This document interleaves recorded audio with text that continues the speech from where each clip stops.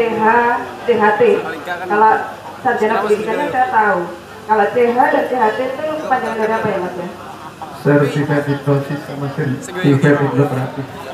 Baik, jadi kalau misalkan sekali Anda melihat Mas Zamil terus terhipnosis, nah itu berarti Mas Zamil sedang menerapkan ilmunya.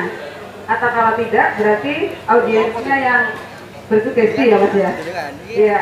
Mas Zamil ini adalah pemilik lembaga Smart Outbound Kids dan Smart Parenting. Kemudian juga salah satu pendiri toko tuban.com. Kalau saya boleh tahu, toko tuban.com ini bergerak di bidang apa ya Mas ya? Ini ya, semacam pasar online ya, terutama yang menampung semua produk baik jasa maupun berupa produk, khususnya yang ada di Tuban. Jadi nanti monggo yang mau promosi di tokotuban.com kalian persilahkan gratis ya. Jadi ini memang khusus untuk kota Tuban dan masyarakat Tuban, terutama UKM yang pengen promosi lewat online ya. Kita sudah punya sekitar 13.000 lebih ya, 13.000 lebih pengunjung atau member kita, terutama yang ada di tokotuban.com. Jadi nanti ya mau promosi barangnya maupun jasanya kami persilahkan. Seperti itu Mbak Eni. Iya, cocok sekali dengan jagongan mata ini ya, sebagai wahana pencerdasan dan pemberdayaan menuju masyarakat unggul dan bermartabat, karena banyak sekali informasi wirausaha dan kebetulan ada medianya untuk mempromosikan di tokotuban.com. Kemudian Mas Zamil ini juga sering melakukan pelatihan baik itu outdoor maupun indoor, tidak main-main ya, bahkan sampai ke luar Jawa. Targetnya ke luar negeri ya Mas ya? Iya. Seperti misalnya di Sulawesi, kemudian di Balikpapan, Banjarmasin juga pernah. Kalau yang terdekat Mangrove Center ya Mas ya? Iya, Mangrove Center Bendu Tuban. Dan menyingkat waktu karena mengingat waktunya sudah malam, untuk Bapak Ibu dan Kawula Muda, hadirin semuanya dan pendengar. Kenapa saya menyebutkan pendengar di akhir? Karena banyak juga yang hanya mendengarkan karena fokusnya adalah ke makanan. Jadi tidak apa-apa, yang penting ilmunya tetap bisa terserap. Jadi nanti kalau misalkan ada pendengar, tidak usah kaget dan merasa begitu ya.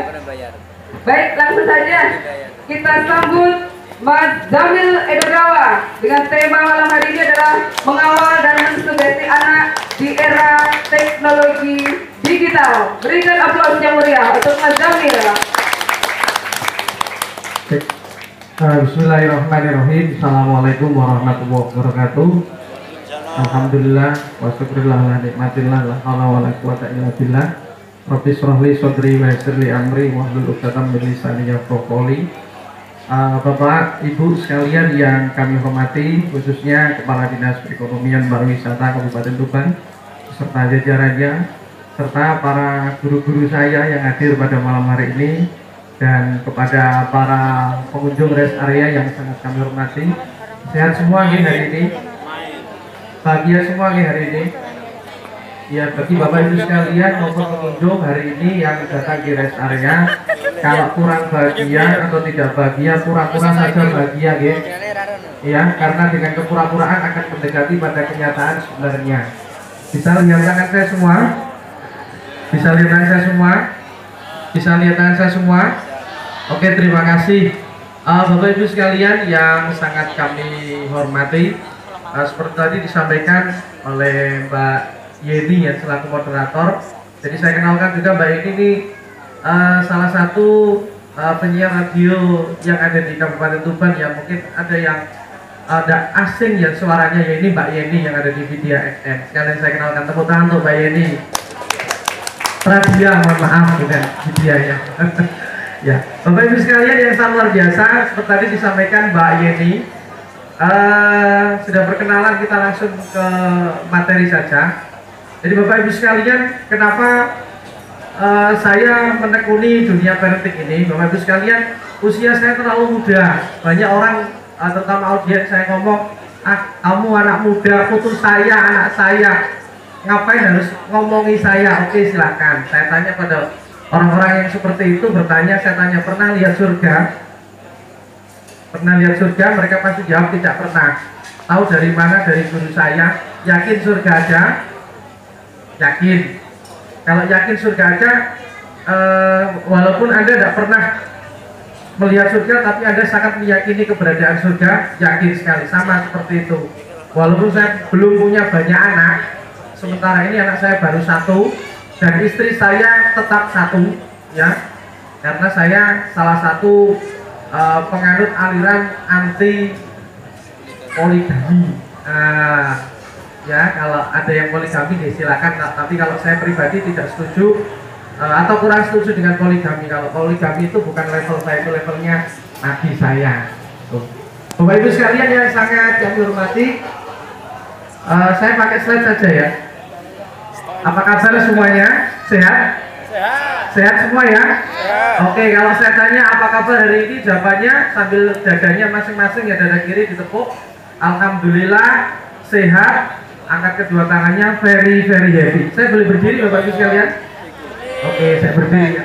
Bapak Ibu sekalian, ketika nanti saya bertanya apa kabar hari ini, semuanya silakan dada kirinya ditepuk. Alhamdulillah sehat, very happy. Pegang pinggangnya, tengok kanan kiri sambil tersenyum. Ya. Oke, apa kabar hari ini? Alhamdulillah sehat, very happy. Tengok kanan kiri. Oke, tepuk tangan untuk Bapak Ibu sekalian, luar biasa sekali. Bapak Ibu sekalian yang sangat luar biasa, sebelum kita bahas lebih jauh tentang parenting, jadi saya jelaskan kenapa saya menekuni yang namanya ilmu parenting. Terus terang, ini saya pelajari sejak saya sebelum menikah. Seringkali saya pertama kali pengalaman ikut pelatihannya Kak Seto, kebetulan di hotel di salah satu hotel di Jakarta. Dari 95 peserta hanya ada 3 cowok, dan itu salah satunya saya. Saya tertanya, ngapain kamu ikut pelatihan laki-laki, masih bujang lagi, buat apa? Semuanya tertawa, saya diejek ya. Saya jawab, ini untuk istri saya dan anak-anak saya. Daripada nanti istri saya tanya pada Kak Seto atau pada Pak Ustadz, mending tanya saya sendiri. Ayo, kamu tanya sama Kak Seto toh? Iya, baru seperti itu, baru dijawab. Jadi untuk antisipasi seperti itu. Bapak Ibu sekalian yang sangat kita hormati, seperti yang kita tahu bahwa era digital ini adalah eranya putra-putri kita. Mau tidak mau ini terjadi, mau tidak mau ini pasti dihadapi. Ya, yang namanya handphone, yang namanya smartphone, yang namanya gadget, yang namanya komputer, yang namanya internet, ini adalah kebutuhan hidup saat ini. Ya, kalau saat ini mungkin kebanyakan kita dengar istilah ada yang putra-putrinya kecanduan game, ada ya, ada, pasti banyak kecanduan, atau bapaknya yang kecanduan game, ada ya. Oke, kalau bapaknya kecanduan game nggak apa-apa daripada kecanduan yang lain. Oke, Bapak Ibu sekalian, sebelum kita melanjutkan ke materi, kita bangun persepsi kita dulu ya, biar sama. Kalau yang ada di slide ini kira-kira gambar apa ini? Gelas. Gambar? Gelas. Gelas. Coba yang gelas angkat tangan. Oke, terima kasih. Ada yang jawab selain gelas? Cawan. Apa? Ya, corong. Terus apa lagi? Mangkok. Mangkok. Kayak sesuatu yang dituang gini. Iya, sesuatu yang dituang. Ada lagi jawaban yang lebih nyeleneh lagi? Piring. Oke, yang senyum-senyum berarti ada jawaban yang lain. Ya. Oke, berikutnya, sebagai seorang dewasa, tentunya Anda tahu gambar apakah ini yang ada di kotak hitam ini? Mesraan. Sebagai seorang Dolphin. dewasa, tentunya Anda tahu gambar apakah yang ada di dalam Dolphin. botol ini? Dolphin. Ya, dolphin, kemesraan. Gambar apa lagi? Lumba-lumba. Dolphin atau lumba-lumba. Kama Sutra. Silakan, gambar apa lagi? Lumba-lumba dan lain sebagainya. Yang senyum-senyum nggak tahu lumba-lumba pasti fokusnya di tengah sini, sini sama sini. Senyum-senyum pasti. Ekornya. Ya, oke. Kalau yang tahu ini lumba-lumba, ada berapa lumba-lumba ya? 1, 2, 3, 4, 5, 6, 7, 8, 9. Ada berapa lumba-lumba? 9. 9. Oke. Ini persepsi ya, kita samakan dulu. Bagi Anda yang belum melihat gambar ini adalah gambar lumba-lumba, silahkan nanti setelah acara nanti kita lihat bersama-sama. Bapak Ibu sekalian yang sangat luar biasa, sebelum kita menginjak ini ya materi berikutnya, kita tahu bahwa saat ini internet adalah menjadi kebutuhan. Tapi sebelum itu saya tanya, pengen tahu ya, yang ada di pikiran Bapak Ibu sekalian tentang anak. Nah, tentang anak. Kalau saya bertanya misalnya ke Bu Mai, anak adalah milik kita yang harus kita didik dengan baik. Oke, dan kita bertanggung di hadapan Allah. Kalau Pak Edi, anak adalah penerus generasi kita. Ibu, anak adalah titipan. Mas, anak adalah titipan. Oke, Bapak Ibu sekalian, apapun yang kita ucapkan tentang anak, itulah yang disebut dengan belief kita, yang disebut dengan keyakinan kita. Kalau Anda menganggap anak di era digital, ya, ada yang kenal ini logo apa, Bu? Google Chrome, sebelahnya Firefox. Ya, Mozilla Firefox, sebelahnya ada Internet Explorer. Bapak Ibu sekalian, saat ini apapun yang kita butuhkan, terutama kita maupun putra-putri kita, karena ini memang zamannya ya, dan ini tidak bisa dihindari lagi. Internet menjadi kebutuhan sehari-hari, dan tentunya internet ini mempunyai nilai plus dan nilai minus. Kalau plusnya yang jelas seperti ini: media komunikasi, sumber informasi, media pendidikan dan hiburan, memudahkan belajar dan transaksi. Coba saya tanya, ada nggak di sini yang tidak punya akun Facebook? Yang nggak punya angkat tangan, silakan. Oke, terima kasih. Nah, ini salah satu pakar pendidikan yang ada di Tuban. Tepuk tangan untuk Pak Siva ya. Ya, luar biasa sekali. Ini salah satu guru saya juga. Berikutnya, efek negatif untuk internet. Yang pertama, pornografi. Yang kedua, perjudian. Yang ketiga, penipuan, kurang bergaul, kecanduan. Bapak Ibu sekalian, pornografi. Walaupun sekarang ada yang namanya gerakan internet sehat ya. Kalau kita masih ngetik di Google, taruh saja kita ngetik kata gadis, yang keluar apa, Bu? Bapak? Cewek. Ceweknya kira-kira seksi atau kurang seksi atau tidak seksi sama sekali? Semlohe. Ya, semlohe katanya Mas ini. Tangan untuk Mas ini. Ya, Bapak Ibu sekalian, kalau Anda tidak percaya, silakan nanti Anda Google di mesin pencarian, mau di Google Chrome maupun di Firefox, silakan ketik saja anak SD. Nanti untuk 3 halaman pertama yang muncul apa?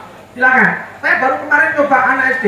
Ternyata yang muncul adalah anak SD diperkosa, anak SD seksi dan lain sebagainya. Ini membuktikan bahwa internet ini mempunyai pengaruh yang sangat luar biasa, terutama terhadap perkembangan putra-putri kita. Berikutnya, penipuan. Ayo, siapa yang pernah ketipu di?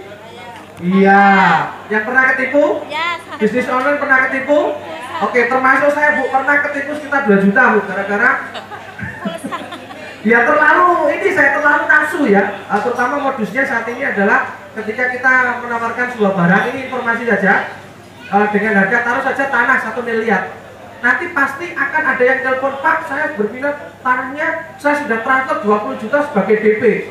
Oh iya Pak, silakan dicek. Nanti di ATM biasanya, Bu, Bapak, modusnya kita akan dipandu. Oh, belum masuk Pak, ya sebentar saya hubungkan ke layanan call center. Ini yang terjadi pada saya. Dihubungkan ke layanan call centernya, ternyata call centernya adalah temannya sendiri. Saya dipandu, 2 juta hilang di BCA saya langsung. Ini pengalaman pribadi. Mungkin ada yang pernah ngalami juga. Jadi hati-hati. Bapak Ibu sekalian, ada yang kenal ini? Iya. Ada Facebook, ada YouTube, ada Google, ada Yahoo, ada Twitter dan lain sebagainya. Ini adalah konsumsi diri kita sendiri maupun putra-putri kita sehari-hari saat ini. Kira-kira ini bisa kita hilangkan nggak dari mereka? Kalau dihilangkan nggak bisa. Cuma kita bisa mengatur bagaimana ini bisa digunakan dengan bijaksana. Bapak Ibu sekalian, ini pasti akan banyak bertanya kepada kami, kapan anak harus diberi HP atau gadget atau tablet? Saya tanya, yang setuju putra-putrinya diberi HP atau gadget sejak usia dini angkat tangan. Tidak apa-apa, angkat tangan saja. Yang setuju? Setuju ya, yang setuju. Oke, yang tidak setuju angkat tangan. Oke, terima kasih. Saya tanya, kira-kira anak boleh tidak diberi HP, diberi smartphone, atau diberi gadget sejak usia dini? Boleh. Boleh, alasannya apa, Bu? Karena sekarang itu untuk antar jemput sekolah anak Oke, untuk antar jemput alasan yang pertama. Berikutnya. Ayo berikutnya. Biar update, Pak. Biar update. Dua, yang lain alasannya. Perlukah anak diberi HP, smartphone atau gadget? Untuk menghubungi teman. Untuk menghubungi teman. Bapak Ibu sekalian yang sangat kami hormati, ada beberapa hal yang perlu kita pertimbangkan sebelum memberikan putra putri kita HP atau smartphone. Kalau saya setuju sejauh saat ini harus diperkenalkan yang namanya gadget atau smartphone dengan tujuan satu untuk pendidikan, ya. Tapi dengan catatan. Nah, ini catatan yang pertama. Pertimbangkan untuk memberi handphone yang hanya bisa untuk menelpon saja, bukan smartphone yang memiliki berbagai fungsi dan fitur. Ini harus diperjelas. Yang pertama. Yang kedua, apakah anak menerima adanya aturan pembatasan penggunaan barang? Contoh gini, misalnya di rumah ada TV. Pernah tidak Anda buat aturan, Dek, kamu boleh nonton TV jam sekian sampai jam sekian? Pernah? Oke, kalau misalnya pernah dan itu bisa dilakukan oleh putra-putri kita, maka kita boleh memberikan kepadanya. Catatan berikutnya, pahamkan penggunaan handphone yang baik. Kepada siapa dia menghubungi, ya, kapan saja anak boleh menggunakan handphonenya dan kapan saja saat handphone harus dimatikan. Ini yang namanya kesepakatan. Bapak Ibu sekalian, rata-rata orang Indonesia memberikan handphone atau gadget kepada putra putrinya adalah untuk alasannya ya, yang klasik ya, untuk menenangkan putra putrinya. Ada tidak seperti itu?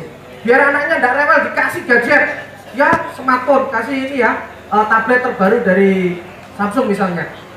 Ada yang punya alasan seperti itu, biar tenang, tak kasih mainan jajan kamu. Bener nggak ada yang seperti itu? Oke, itu alasan yang umum sekali diberikan orang tua kepada putra putrinya. Namun ingat Bapak Ibu sekalian, sebelum memberikan jajan kepada putra putri kita, satu yang harus dilakukan adalah jangan sampai ada akad kepada anak kalau jajan ini adalah untuknya atau miliknya. Karena dia akan merasa paling berhak untuk menggunakan itu.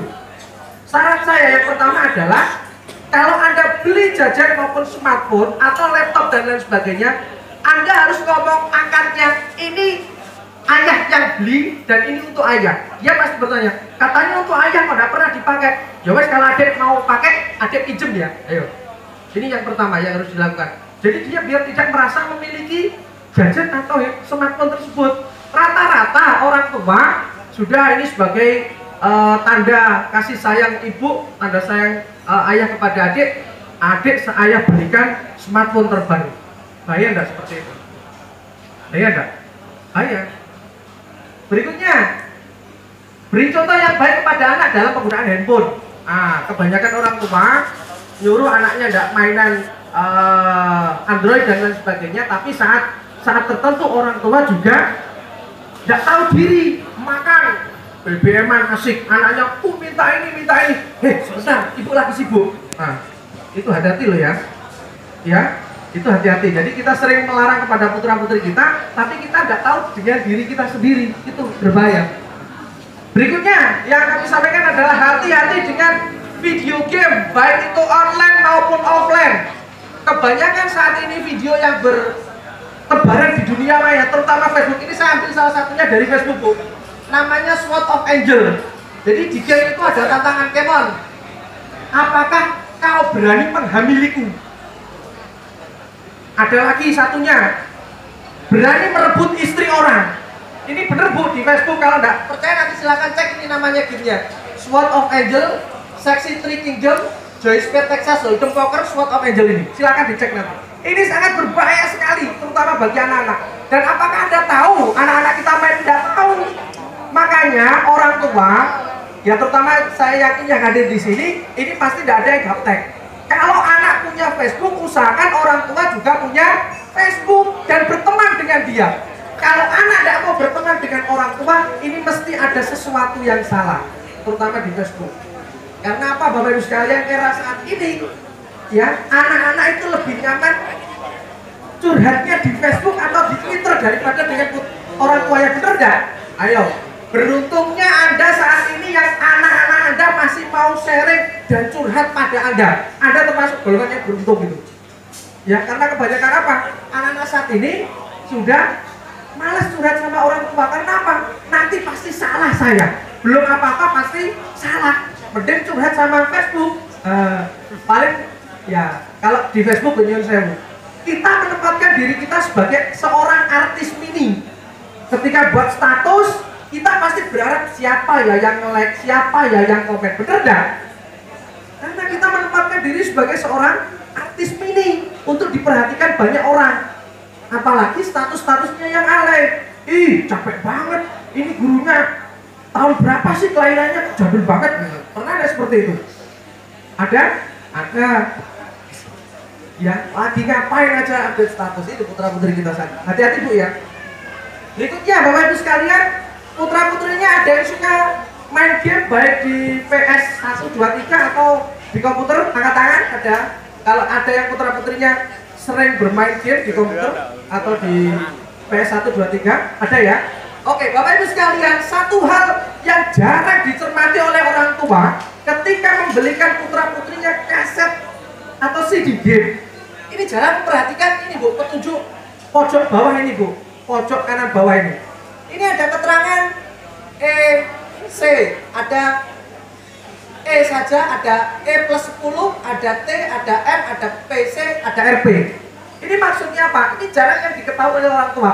Pokoknya ini gamenya, gambarnya unyil atau gambarnya upin, pokoknya itu untuk anak-anak. Salah besar. Ya, ini banyak yang ini ya, tidak diketahui oleh orang tua. Kalau beli, coba nanti yang punya PS di rumah cek Bu ya, di cover CD maupun DVD video gamenya, cek di sebelah kanan depannya. Itu kodenya apa? Ini maksudnya apa? Ini Bu. Yang pertama, kalau di bawah kaset ini ada logo C, ya, EC ini, ya. Ini early gen, jadi untuk semua anak mulai 3 tahun. Jadi gamenya tidak ada unsur kekerasan. Bahasanya halus, bahasa anak. Contohnya apa ya? Yang boneka yang mengajari anak untuk berbicara Barbie dan lain sebagainya. Bukan Barbie-nya Bu, ada lagi yang kodok dan lain sebagainya itu loh. Nah, itu. Berikutnya kalau E, everyone. Ini cocok untuk siapapun mulai 6 tahun ke atas. Ada E plus 10. Ini adalah game untuk anak-anak usia 13 tahun ke atas. Berikutnya ada teen. Ya, ini bukan 10 Bu. Ternyata kalau yang kode T ini adalah untuk anak usia 13 tahun ke atas. Berikutnya ada major, ya. Ini game khusus untuk orang usia 17 tahun ke atas. Kebanyakan Bapak Ibu sekalian, game yang berlabel major ini diganti dengan label E plus 10. Bahaya nggak kira-kira? Kalau kita nggak tahu beneran. Jadi kalau yang sudah ada logonya T ini, ya, ini gamenya sudah mengandung unsur kekerasan. Ada darah, ya. Bahkan yang lebih parah lagi, kemarin saya lihat itu, ya, saya mengecek sendiri, logonya di sini ada E plus 10. Ternyata di situ ada adegan gini Bu. Kalau kamu bisa mengalahkan sekian-sekian pasukan, kamu akan dapat tawanan wanita sekian-sekian, dan untuk kamu perlakukan apapun bebas. Ada pilihan 1 diperkosa, 2 ditelanjangi. Intinya gitu Bu. Saya nggak kira-kira seperti itu. Ayo, silakan nanti pulang diperiksa dan dicek ya game putra-putrinya, termasuk di game online. Ini yang paling berbahaya karena apa? Rewardnya tinggi, dapat poin, dan poinnya bisa dijual dengan harga yang cukup fantastis, mulai 50.000 sampai jutaan. Kalau nggak percaya, silahkan nanti Anda datang ke warnet yang menyediakan game online. Anda amati putra-putri kita yang main di situ. Mulutnya Bu, nyuwun sewu, miso, jantung paru-paru nggak dapet ini misalnya. Pokoknya mulutnya ini Bu. Kalau nggak percaya silahkan cek di warnet-warnet itu yang menyediakan game online. Pasti mulutnya luar biasa. Ya, itu. Hati-hati Bu. Silahkan dicek ya nanti di rumah ya. Nah, berikutnya ada pertanyaan sampai sini Bu? Mungkin nggak mau jawab. Ya, penjelasannya cukup menarik ya. Dan saya melihat audiens Ya, tentang parenting yang diajarkan oleh Sayyidina Ali. Jadi saya bukan salah satu penganut aliran titik-titik maupun aliran titik-titik, tapi salah satu orang yang paling saya gemari adalah Sayyidina Ali setelah Kanjeng Nabi, karena beliau adalah orang yang paling cerdas setelah Kanjeng Nabi. Begini katanya, ada 3 pengelompokan dalam cara memperlakukan anak. Yang pertama, kelompok 7 tahun pertama, usia 0 sampai 7 tahun. Perlakukan anak kita sebagai seorang raja. Kelompok 7 tahun kedua, perlakukan anak kita sebagai seorang tawanan. Kelompok 7 tahun ketiga, perlakukan anak sebagai seorang sahabat. Ini adalah sebuah pesan yang sangat luar biasa, yang jauh hari diajarkan oleh seorang sahabat Nabi, seorang khalifah, ya, tentang ilmu parenting yang masih relevan sekali digunakan hari ini. Yang pertama, usia 0 sampai 7 tahun. Kenapa kita anggap anak sebagai raja? Karena ini adalah usia keemasan putra putri kita, ya. Apapun yang dilakukan putra putri kita pada usia 0 sampai 7 tahun ini, walaupun dia membuat sebuah kesalahan, jangan diperlakukan seperti orang dewasa, karena masanya masih masa anak-anak, atau ada orang yang nyebut ini adalah masa emasnya, ya.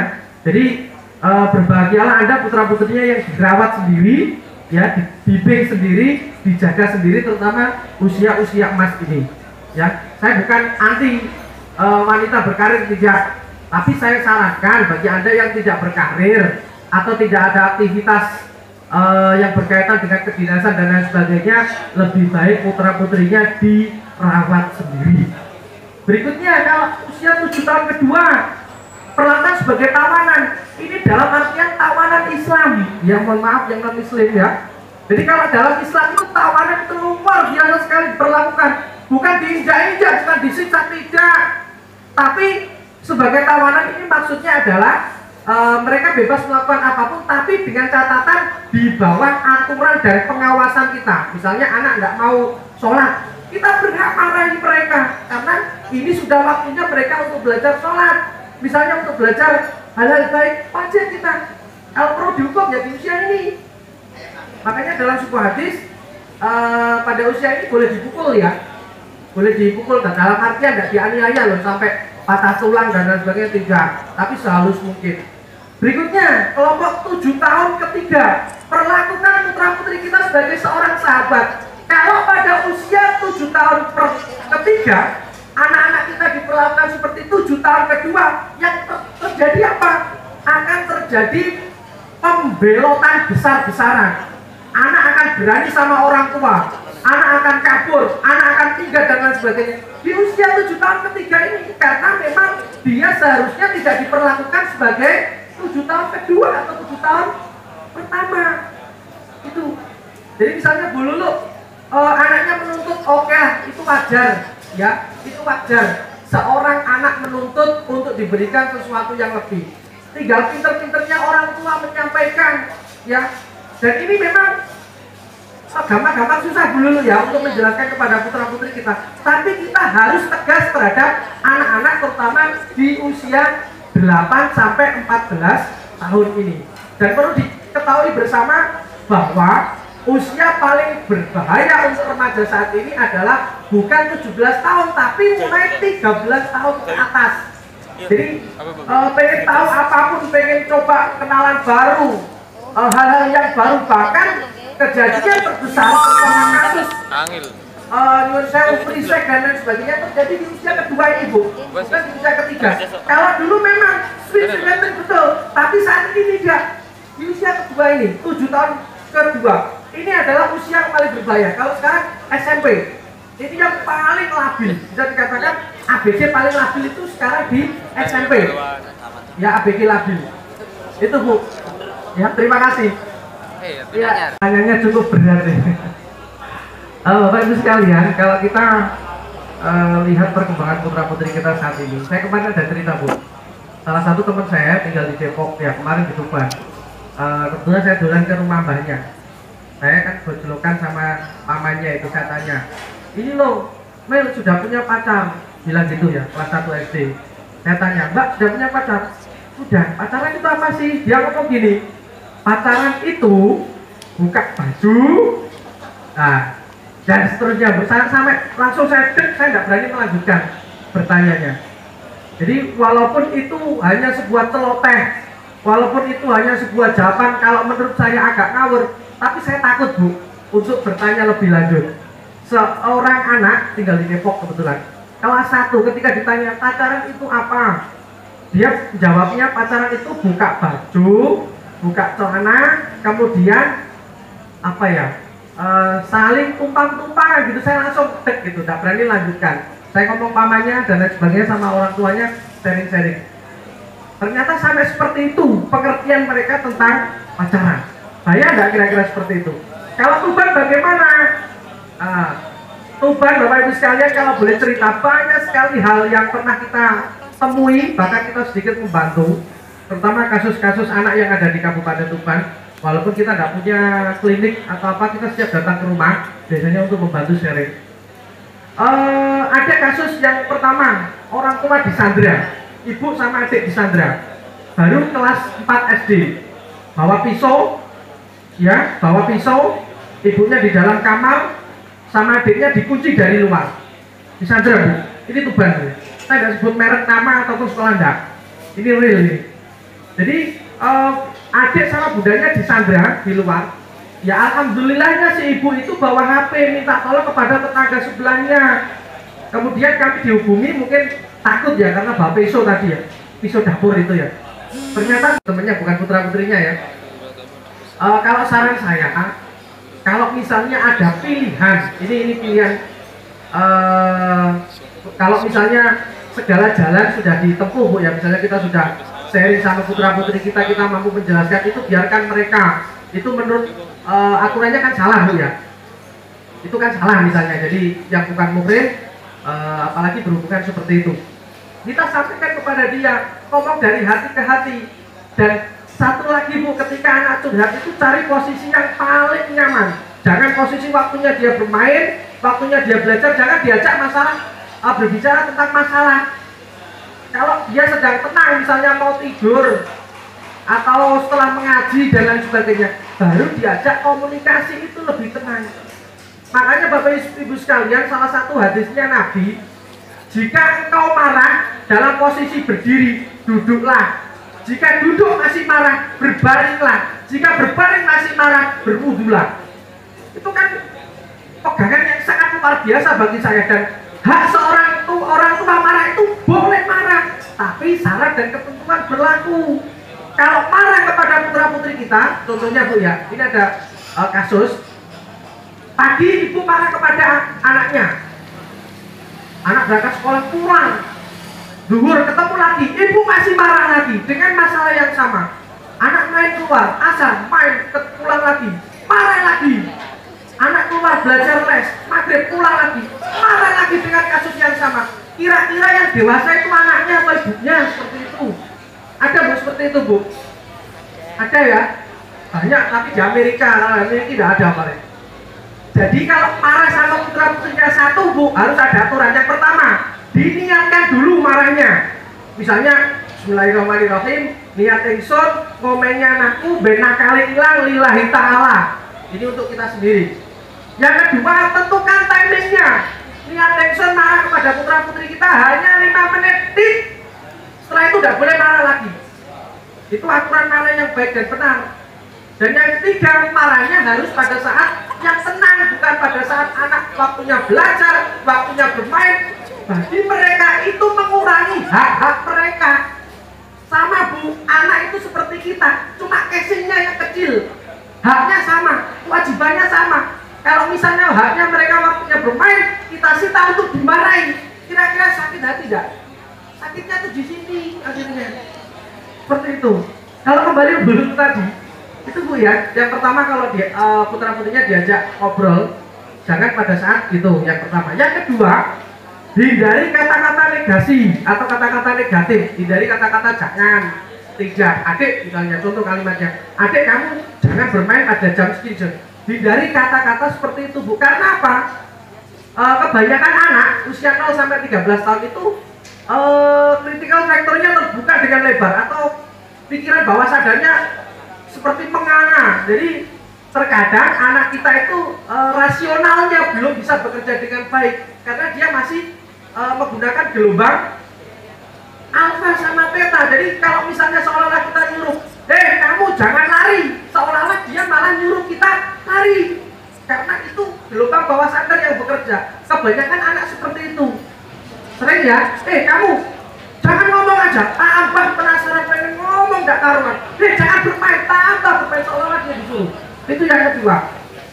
Berikutnya, kalau misalnya cara-cara negosiasi itu sudah dilakukan Bu ya, sudah sharing dan lain sebagainya.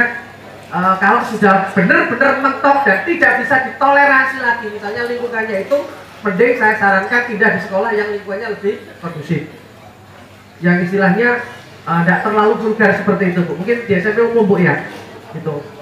Terus apa lagi tadi pertanyaannya?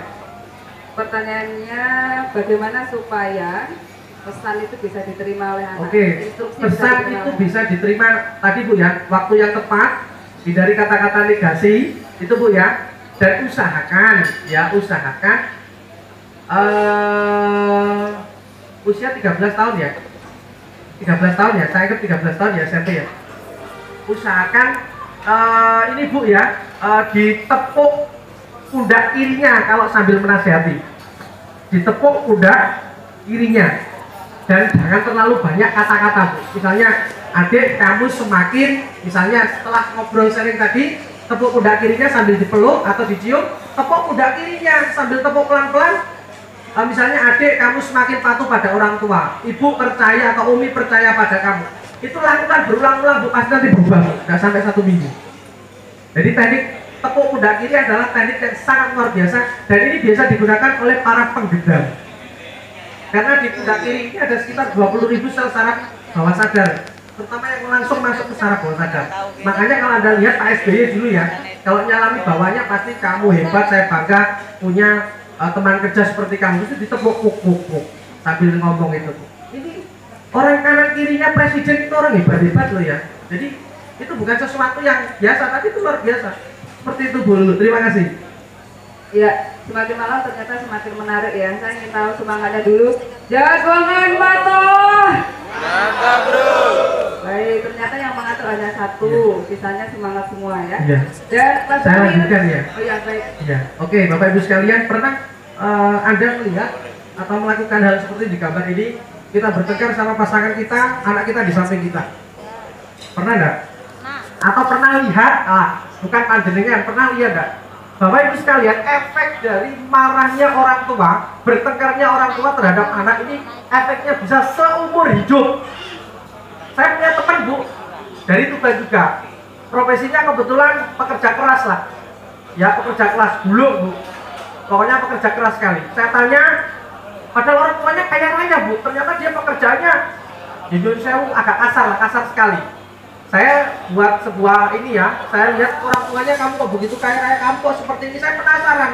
Ternyata ketika saya ajak curhat dia, ajak makan, ajak janjian kopi dalam dia curhat, waktu kecil katanya orang tuanya sering berkelahi, bertengkar gara-gara uang. Jadi dalam mindsetnya uang masalah, semakin banyak uang, semakin banyak masalah. Tiap ribut pasti bahas uang, tiap berkelahi, tiap bertengkar Bapak Ibu pasti bahas uang. Dan bertengkarnya itu dia tidak malu-malu orang tuanya. Anaknya duduk di sini, Pak, kamu kemarin tidak ngasih Pak belanja, pokoknya bertengkar. Wah, kamu perempuan banyak omong, kumpul gitu. Cerita dia seperti itu. Sampai jadi mindsetnya dia bahwa semakin banyak uang, semakin banyak masalah. Kenapa? Muncul sejak kecil, hati-hati. Ya, hati-hati seperti itu. Ya, berikutnya nanti kita akan coba mengenali tipe belajar anak dan bagaimana cara mensugestinya biar lebih mudah untuk menyampaikan. Yang pertama, tipe anak visual. Bapak Ibu sekalian, tipe visual ini tipe anak maupun orang dewasa sama. Kalau sedang mikir selalu lihat ke atas. Ini kenali dulu Bu. Jadi misalnya nanti coba tanya, datang ke rumah tanya, Dek, tadi di sekolah pelajarannya apa? Bahasa Indonesia pelajarannya apa? Biasanya kalau anak visual itu matanya langsung ke atas. Tadi itu pelajarannya bahas tentang anonim dan sinonim ya. Coba nanti Anda lihat. Yang kedua, mudah menangis atau marah, ekspresif, nangisan sebenarnya. Ini anak visual. Sedikit saja nangis, wah, pokoknya sedikit nangis. Berikutnya aktivitas yang suka biasanya menggambar, suka coret-coret, suka mewarnai dan lain sebagainya. Selanjutnya mudah untuk belajar membaca karena cepat mengenali huruf. Biasanya kalau belajar membaca cepat sekali. memiliki imajinasi yang kuat dengan melihat detail dari gambar yang ada. Biasanya anak-anak seperti ini kalau belajar lebih suka membaca daripada diceritakan atau mendengarkan. Jadi kalau Anda nasihati anak-anak model visual ini, usahakan menggunakan bahasa-bahasa visual. Dek, coba kamu bayangkan, imajinasikan, gambarkan. Harus pakai bahasa itu. Dan anak visual ini tidak suka disentuh. Jadi kadang orang tua sedikit, orang tuanya, kebetulan orang tuanya tipe kinestetik sedikit pengen meluk, anaknya risih. Ibu, malu aku ada orang tuanya. Pernah seperti itu?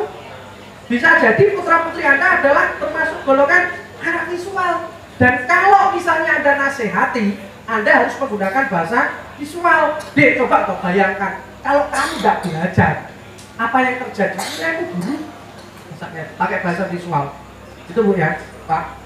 Berikutnya kalau tipe auditif pendengar, biasanya anak seperti ini tidak suka membaca, tapi mereka lebih suka mendengarkan sesuatu yang disampaikan lewat cerita. Bu, dongengi dong, aku seneng didongengi. Baca sendiri dong, enggak mau, aku mau didongengi saja. Jangan salahkan putramu, kamu malas baca ya? Ibu itu capek kerja seharian dan lain sebagainya. Jangan seperti itu, tapi kenali dulu seperti itu. Apakah anak Anda visual atau auditori? Kalau misalnya nasihati anak seperti ini, usahakan Anda ngomongnya lebih dekat ke telinganya. Rodok cedek ya, jadi mulut kita agak dekat ke telinganya. Dek, coba toh dengarkan. Adik dengarkan apapun yang disampaikan Umi, apapun yang disampaikan Ibu. Ini semua demi kebaikan adik. Jadi bahasanya harus bahasa. Dan anak seperti ini biasanya suka mendengarkan musik. Suka mendengarkan musik. Jadi jangan salahkan putra-putri, kadang-kadang ada yang sedikit-sedikit belajar pengen diiringi musik. Tidak salah, karena memang mereka adalah tipe-tipe manusia auditori. Ada orang tua kan tidak tahu, belajar sambil mendengarkan musik, tidak dapat apa-apa nanti kamu. Salah, karena memang dia adalah tipe-tipe auditori. Suruh dengarkan pengajian, senang. Suruh dengarkan ngaji, senang orang-orang model ini. Berikutnya, tipe kinestetik yang terakhir, ya, dominan dengan perasaan dan sentuhan. Kalau anak model kinestetik ini, kalau kita nasihati harus dengan sentuhan. Senang dielus-elus, senang dipeluk, senang dibelai-belai, ya. Jadi misalnya kita mensugesti anak model kinestetik ini, coba adik rasakan, bukan bahasa bayangkan, bukan bahasa gambarkan, tapi adik rasakan. Kalau adik mendapat juara 1, betapa bahagianya adik. Itu Bu ya, visual, auditori, kinestetik. Dan biasanya orang kinestetik ini Bu ya, nyun sewu, perasaannya sensitif sekali, melakukan kesalahan kecil, sekecil apapun biasanya merasa berdosanya tinggi, pengen segera memperbaiki untuk menebus kesalahannya, biasanya seperti itu. Dan biasanya Bu, kalau misalnya dia sedang santai atau makan-makan atau sedang jagongan dan lain sebagainya, kaki maupun anggota tubuhnya pasti ada yang digerak-gerakkan. Tidak tahu entah sepatunya ada yang di atau ada yang, coba nanti amati kanan kirinya. Berarti orang-orang model seperti ini senang dipeluk, senang disentuh, senang dibelai. Dan orang ini Bu ya, saya kembali, auditif ini kalau kita contoh Bu ya, kadang ada orang kita SMS banyak, Mas hari ini datang segini pakai ini dan lain sebagainya, jawabannya cuma ye, kirim, oke, kirim, cuma digambar senyum seret, kirim. Pernah seperti itu? Karena mereka adalah orang-orang tipe auditori, tidak senang SMS-an. Nah ini yang PDKT ya, hati-hati. Jadi kalau pacarnya atau calon suaminya, calon istrinya orang visual, jangan sekali-kali ditelepon terus risih orangnya. Tidak senang ditelepon, senang di SMS, entah 10 kali kiriman itu senang dia. Karena dia orang visual, senang membaca daripada ditelepon. Ada atau kadang orang telepon berjam-jam, memang dia orang tipe itu. Ada kadang di SMS bawahnya jawabannya cuma ye gitu aja. Pernah ada seperti itu? Ini tidak menghargai orang sama sekali. Jangan seperti itu, memang tipenya seperti itu, termasuk anak kita. Jadi kadang ada anak yang suka coret-coret, jangan disalahkan Bapak Ibu sekalian, karena memang dia punya imajinasi yang tinggi. Itu. Berikutnya yang terakhir, cara mensugesti anak. Langsung aja Mbak Yeni ya, nanti tinggal tanya. Cara mensugesti anak ini dalam kondisi sadar penuh. Jadi nanti kita cara sugesti dalam kondisi yang tidak sadar dan kondisi yang sadar. Yang pertama, usia 1 sampai 13 tahun. Yang pertama adalah disugestikan sedikit kata, namun kata positif. Jadi misalnya tadi cari waktu yang tepat, ya, tidak mengurangi hak mereka untuk bermain dan sebagainya. Jangan terlalu banyak kalimatnya. Cukup misalnya, adik, mulai sekarang saat ibu menasihati adik, adik akan semakin patuh dan sebagainya. Titik, nggak usah banyak-banyak. Jadi kadang ada orang tua kan, adik mulai sekarang harus pokoknya berbicara seolah-olah dengan orang dewasa. Nggak seperti itu. Sugesti positif sering dilontarkan berulang-ulang. Gunakan hal-hal yang menembus pikiran bawah sadar si anak. Contohnya adalah repetisi. Jadi Bapak Ibu sekalian, contohnya misalnya putra putrinya yang sedang kuliah di luar kota atau ada anak atau keluarganya di luar kota. Bagaimana caranya dia selalu mengingat nasihat-nasihat kita. Yang pertama, kalau misalnya SMS atau telepon, usahakan ada anchor yang kita sampaikan ke dia. Misalnya, setiap jam 12 kita SMS, misalnya, Mas, selamat istirahat, selamat makan siang, jangan lupa sholat duhur ya. Setiap jam 12, saya yakin dalam pikirannya sehari-hari untuk kedepannya, ingat jam 12 pasti ingat SMS ibunya. Jam 12 penting, ini pasti ibu ini. SMS-nya pasti nyuruh sholat duhur. Itulah berulang-ulang repetisi akan menjadi belief di dalam pikirannya. Atau setiap SMS selalu diakhiri dengan ibu, ayah, bangga padamu. Tiap SMS apapun dikasih seperti itu. Dia akan selalu ingat dengan nasihat-nasihat kita. Daripada kita telepon sepanjang, pokoknya seenaknya lah kita telepon, itu tidak ada efeknya. Tapi efeknya saat kita di jam-jam tertentu dan waktu-waktu tertentu. Contoh misalnya di rumah jenengan, setiap jam 4 ada penjual bakso. Setiap jam 4, keliling tiap jam 4. Sehari, 2 hari, seminggu, 2 minggu, 3 bulan, bertahun-tahun. Saya yakin dalam ingatan Anda, kalau ingat jam 4 pasti ingat bakso lewat, betul enggak? Sama seperti itu. Kenapa kita tidak buat seperti itu untuk putra-putri kita atau untuk keluarga kita? Itu. Berikutnya, ini ya bahasa sugestinya. Jika kamu ingin pandai, maka kamu harus senang belajar. Jangan ngomong, jika kamu tidak belajar, kamu tidak lulus. Itu bahaya. Kalau kamu pengen lulus, kamu harus belajar. Kata-katanya diganti, Bu. Jangan, awas. Menakutkan lagi, Pak. Awas. Kalau tidak belajar, tidak lulus. Bahaya enggak kira-kira seperti itu? Atau masih ada yang seperti itu? Ya, mungkin ada 1, 2, 3, 4 saja. Berikutnya, sholat itu enak kok, bisa bikin hati tenang dan pikiran jadi terang. Ya, ini ngajak sholat. Contoh lagi, Bu, kalau pengen contoh putra-putrinya waktunya ngaji jam 3 misalnya. Ketika jam 3, bagaimana caranya kita buat anchor jam 3 langsung ngaji tanpa kita suruh. Misalnya jam 3 ada adzan asar, Bu ya, Bapak. Jadi kita sugestikan kepada anak, kalau ada adzan asar, adik langsung ngaji. Ingat adzan asar, ingat ngaji. Sama, Bu, kalau kita ingat teh botol, sosro semua, nggak mungkin teh botol Joy Tea, Newbie, nggak mungkin karena sudah digesti oleh teh botol sosro. Berikutnya adalah keadaan tidur. Ini yang paling ampuh dan efektif dilakukan oleh orang tua, terutama anaknya usia di bawah 13 tahun. Yang harus dilakukan adalah, makanya masih ingat ya nenek moyang kita dulu ketika punya bayi atau anak kecil biasanya digendong, didongengi, besok nggak tahu lah gede-gede Jawa itu yang intinya ngajar untuk ngajak kebaikan. Ternyata sugesti yang paling luar biasa di situ. 15 menit pertama ketika seorang anak tidur, itulah saatnya kita mensugesti kepada putra-putri kita untuk menjadi berubah. Contoh, jadi gini, Bu, ini ada kalimat mantranya ya. Kalimat mantranya ini, jika titik-titik maka titik-titik. Contoh misalnya ini kasusnya adalah malas belajar atau malas sinau. Jadi dilus-lus, jika Anton melihat buku, maka Anton makin senang rajin belajar. Ini sugestinya, anchornya adalah di buku. Kalau lihat buku langsung pengen belajar. Caranya gini, 15 menit pertama, contoh. Jadi ketika dia tidur, coba Anda cek 15 menit pertama atau 10 menit pertama. Cek, misalnya Anton namanya. Anton, kalau dia sudah ngomong saatnya kita brilian, langsung siapkan amunisinya kalau sudah gitu. Tapi kalau misalnya Anton, ada apa sih, Bu? Belum waktunya. Ini juga berlaku untuk bapak-bapaknya juga, Bu. atau ibu-ibunya juga. 15 menit pertama kalau misalnya ditanya dedek, Bapak, nah ini saatnya memberikan sugesti. Mau diapakan? Uang belanja tambah atau semakin rajin di rumah bisa.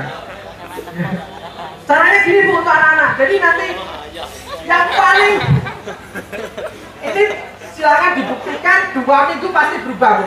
Kalau tidak berubah nanti cari saya, tak garansi. Ya tak jamin ini, tak garansi kalau tidak berubah. Jadi gini, tidur 15 menit pertama, coba nanti yang paling dekat dengan anak itu siapa? Ibu atau ayah? Salah satunya yang paling dekat dengan ayah dengan anak siapa? Misalnya ibu, dilus-lus, ya, didoakan nah telinga kanan, telinga kirinya sebisanya, mau kulhu saja atau doa apa terserah, dilus-lus. Kemudian kita ngomong kepada anak yang sedang tidur, walaupun Anton sedang tidur, ibu tahu Anton mendengarkan dan mengerti apapun yang ibu katakan. Sambil dilus-lus, sambil dibisiki Bu ya, sambil ngomong sugestinya, kalau perlu dicatat Bu. Nanti sugestinya harus sama. Mulai sekarang dan seterusnya, saat Anton melihat nasi, maka Anton akan semakin suka makan. Ini misalnya anaknya malas makan nasi Bu. Ini contoh saja, contoh. Mulai sekarang dan seterusnya, ini kalimat mantranya Bu. Ini istilahnya bahasa sugestifnya. Mulai sekarang dan seterusnya, jika Anton melihat nasi, maka Anton akan semakin suka makan. Minimal ulangi 3 kali. Ayo Bu, buktikan 2 minggu pasti gapes nasi-nasi. Ayo kalau enggak terbukti nanti cari saya, tiap minggu saya di sini kok. Ayo tak garansi. Contoh misalnya yang males ngaji, ngajinya kebetulan pas waktu jam 3 sholat asar. Jadi tadi ya didoakan kanan kiri, ngomong walaupun kamu sedang tidur, ibu tahu kamu mendengarkan ampun. Mulai sekarang dan seterusnya, saat mendengar adzan asar, maka si Bram misalnya namanya si Bram akan langsung berangkat mengaji ke musola ini misalnya. Mulai sekarang dan seterusnya dengan keyakinan Bu. Nanti jangan-jangan dia coba, katanya Mas Jamil kemarin suruh nyoba gini, coba siapa tahu berhasil. Ya tidak berhasil, Anda sudah ragu kok. Ya, penuh keyakinan, saya jamin 2 minggu pasti berubah. Ini sudah kita praktekkan ke ribuan anak Bu, berhasil. Jadi silakan dicoba. Jadi terutama usia 0 sampai 13 tahun. Ya, orang yang paling dekat siapa? Ibu ya ibu, ayah. Dan insya Allah ilmu yang kita dapatkan malam hari ini bermanfaat untuk kita semua. Sayang sekali kita sudah harus mengakhiri perjumpaan kita di Jagongan Matok. Insya Allah kapan-kapan kita ketemu lagi Mas Jamil ya. Dan saya sebagai moderator, apabila ada salah-salah kata, saya mohon maaf. Saya akhiri dan akan kami kembalikan ke MC Mas Dian. Assalamualaikum warahmatullahi wabarakatuh. Waalaikumsalam.